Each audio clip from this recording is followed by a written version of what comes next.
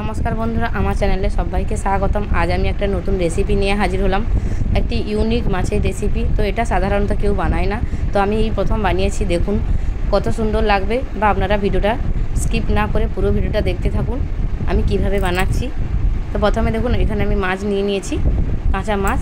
তো এইভাবে আমি পিস পিস করে নিয়ে এসেছি দোকান থেকে। এরপর এটাকে ভালো করে ধুয়ে পরিষ্কার করে নিয়েছি। প্রথমে আমি মাছটাকে ভালো করে ম্যারিনেট করে নেব। দেখুন প্রথমে আমি একটা মিক্সার বোল নিয়েছি রসুন, আদা, কাঁচা লঙ্কা, শুকনো লঙ্কা, গোলমরিচ এবং জিরা। এটা আমি মিক্সচারে ভালো করে পেস্ট করে নেব। সবগুলো আমি দিয়ে দিচ্ছি। দেখুন দিয়ে দিয়েছি। এরপর দিয়ে দিচ্ছি ধনে পাতা, তারপর দিয়ে দিচ্ছি আমি কারি পাতাটা দিয়ে এটাকে আমি পেস্ট করব। আরও আমি দিয়ে দেবো হাফ চামচের মতো সরষে দিয়ে এটাকে আমি ভালো করে এবারে মিক্সার গ্রাইন্ডে ভালো করে শুকনো অবস্থায় আমি আগে পিষে নেব। দেখুন শুকনো অবস্থায় পেষা হয়ে গেছে। এরপর আমি অল্প জল অ্যাড করব। জল অ্যাড করে তারপর আমি পেস্টটা বানিয়ে নেব ভালো করে। এই যে দেখুন পেস্টটা আমার হয়ে গেছে। ঘনত্বটা এইভাবে আমার হয়েছে। এই যে দেখুন এইভাবে আমার ঘনত্বটা হয়েছে। এরপর আমি একটা বলে আমি ঢেলে নিলাম একটা পাত্রে। কিছু গুঁড়ো মশলা অ্যাড করে দেব। দিয়ে দিলাম হলুদ গুঁড়ো, আর দেব লবণ। দিয়ে ভালো করে মিক্স করে নেব।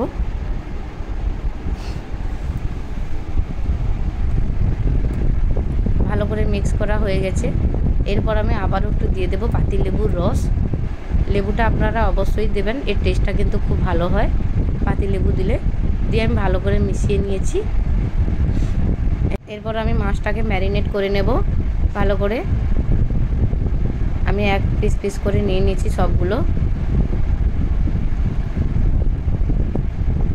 নিয়ে আমি এখানে 2 চামচ পেস্টটা দিয়ে দিলাম।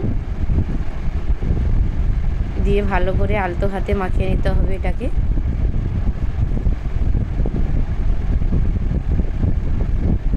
মাখিয়ে কিন্তু আমি 20 মিনিটের জন্য রেস্টে রেখে দেব। তো আপনারা রেস্টে রাখলে কিন্তু মাছের ভেতরে লবণ ঝাল সব মশলাটা ঢুকলে কিন্তু ভালো লাগবে খেতে। ওর জন্য 20 মিনিট রেস্টে রেখে দেবেন। আর অবশ্যই আমার চ্যানেলে যদি নতুন হয়ে থাকো প্লিজ লাইক, শেয়ার, কমেন্ট এবং সাবস্ক্রাইব করে পাশে থাকবেন। তো এইভাবে ইউনিক রেসিপি দেওয়ার জন্য আমি চেষ্টা করব। তারপর আমি 2টো টমেটো কেটে নিয়েছি, এটাকে পেস্ট বানিয়ে নেব। এরপর চলে আসবো তাওয়াতে। 20 মিনিট পর আমি তাওয়াতে এসেছি। মাছটাকে হালকা লালচে কালার ধরে ভেজে নেব।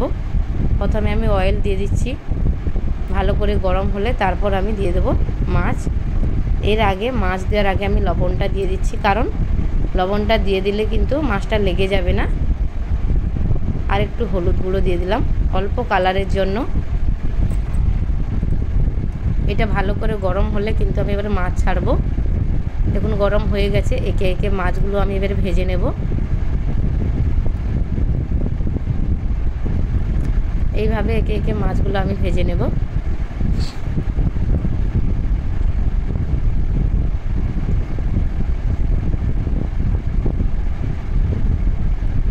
এক পাশ হয়ে গেছে, আমি উল্টে দিচ্ছি।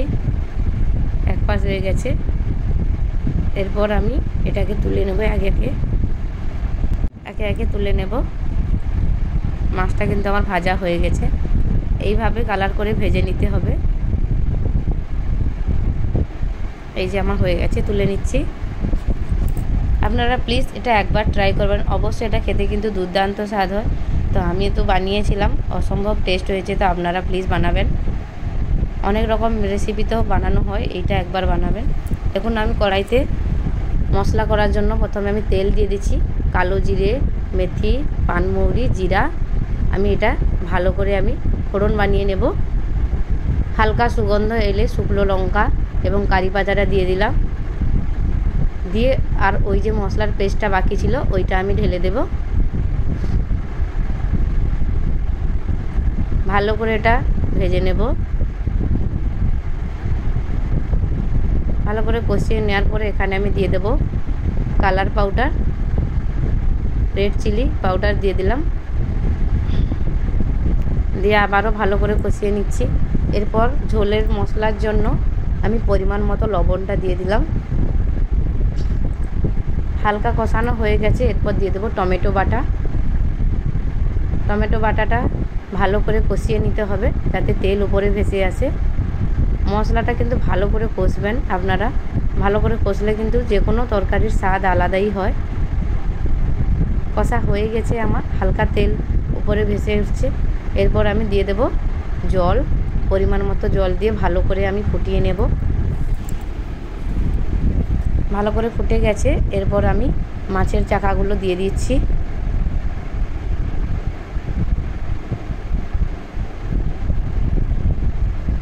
দেখুন আমার হালকা তেল ভেসে উঠেছে, তা আমার ঝোলটা হয়ে গেছে।